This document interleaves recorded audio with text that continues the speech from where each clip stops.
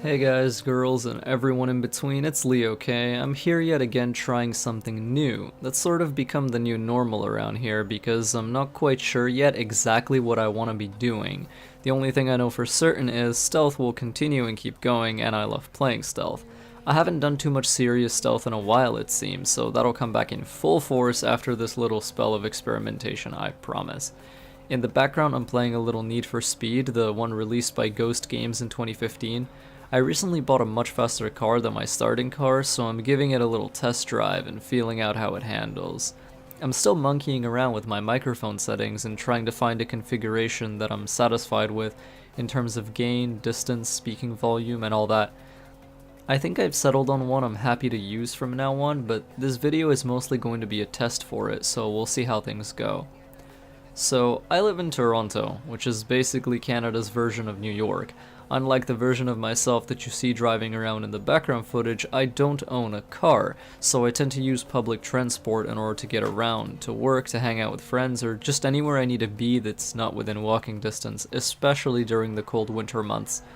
Now, the province I live in, Ontario, we get some pretty brutal winter weather, though it's not nearly as bad as some places like Alberta, for example. Public transport here is called the Toronto Transit Commission, or TTC for short. Since I use the TTC but I don't use it every single day of the month, I don't tend to buy those monthly metro passes that would let a traveler get on any vehicle infinitely during a month just by showing that they've got one. It just wouldn't be financially sound. I don't use the TTC enough times in a month for it to be worth the high buy-in cost. Instead, I used to use tokens, which are basically exactly what they sound like. They're tiny coins that convert $3 into a single metal disc that proves you've paid the TTC your fair dues for riding their vehicles. So for a while that was alright. In particular, one of the reasons I use tokens instead of just tossing actual dollars and cents into the collection boxes in vehicles or station entrances was that buying tokens, especially in bulk, it used to give me a kind of discount per token. Now, I'm not sure if they removed the discount or if the straight up price of admission just increased across the board, but when I was buying tokens recently, I noticed not having that advantage anymore. Now, I've got a feel for what most of you are probably thinking right now. Leo, the civilized world has abolished loose change or cash-based payment systems for public transportation long ago. It seems like as far as first world countries go, Canada, or at least Toronto, is pretty far behind in terms of technology. Only recently did the TTC get what's known as the Presto Card system, which lets you load a plastic smart card with money and tap on to get into any vehicle or subway station. According to my parents, who visited Sweden 5 years ago, that country didn't even use cash-based payment systems for public transport at all. It simply wasn't available. You would either buy and load a card or just wouldn't ride. So right after I bought my tokens, which I keep in my wallet as backups if ever a just-in-case situation arises, I went to the convenience store inside the subway station and I bought my first ever Presto card. So I spent a minute or two Googling exactly how these things work because I had absolutely zero awareness of it all. With the wonders of the internet, it didn't take me long to figure it all out, so I'm finding the Presto card pretty convenient. I expend the same amount of money as I would be spending if I were using tokens, so there's no financial benefit or drawback there, but it does have the practical benefit of organization.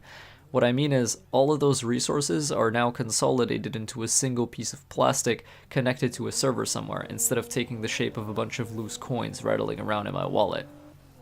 There are some things about the Presto system that are still buggy, inconsistent, or just weird. It tends to be pretty solid when it comes to subway stations. All of the Presto readers that you tap your card on work well at most of the stations I've been to. When it comes to buses though, it feels like most of the time either the bus will have one of its readers out of order or both of them not functioning. Usually the reader will have a green arrow pointing down to the magnetic plate where you should tap your card, but when they're off they'll instead have a huge red X on them. On buses, I tend to see those huge red X's alarmingly often. When I tried my Presto card for the first time, it was getting on a bus to work, and the reader by the driver wasn't operational. He told me to use the one in the back.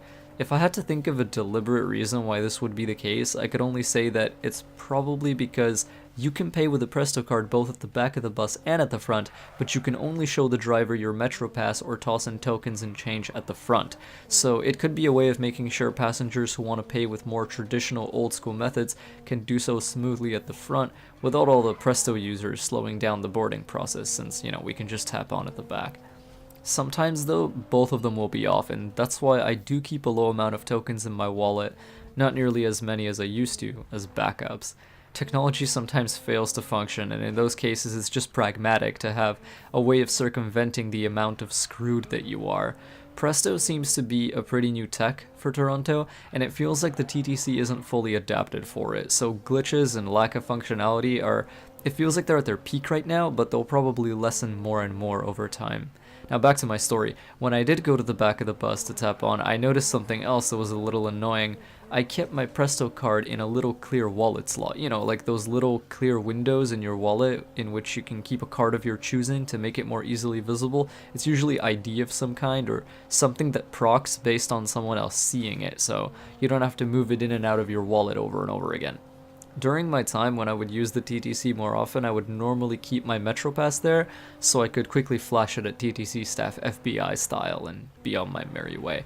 Now, I tried tapping my Presto card through that little wallet window and it just didn't work. I had to remove it from my wallet and tap on that way. It's not a huge deal, it just means that the most practical thing to do is to keep my card in my pocket beside my wallet rather than inside my wallet. Another cool thing about the Presto card that I'm enjoying is, if I'm running low on money, I don't need to walk out into the physical world and go to a store in order to buy tokens or a Metro Pass. I can just load it from the comfort of my own home as long as I've got an internet connection.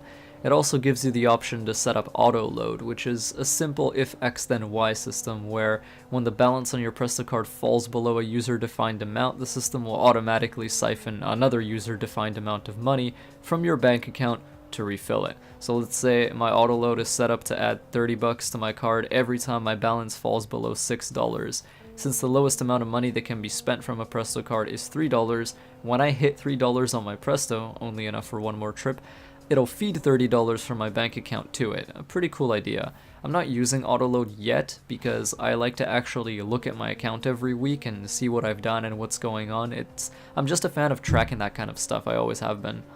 There's also a neat feature where if you don't have enough money loaded to make a payment to a vehicle or station, you're allowed to drop into negative for just a single transaction. It kind of saves you from being stranded somewhere. That's pretty cool and something that's not available with tokens, since as far as I know, bus drivers don't take IOUs and it would take an obnoxious amount of time to write one up anyway. So yeah, those are my thoughts on the Presto card and a test for the new mic settings. I think it's cool. The only real downside I can see at the moment is that the system is so new to my city that sometimes it's still got a lot of growing pains associated. So let me know in the comments what you want me to do next. I'm deciding right now between highlights from a Tomb Raider bow only run on hard, starting that guide I talked about earlier, how to play and enjoy stealth games, or doing some AC Syndicate stealth shenanigans so we can, get that game finished up. Thank you all for watching, stay sneaky, and I'll see you next time.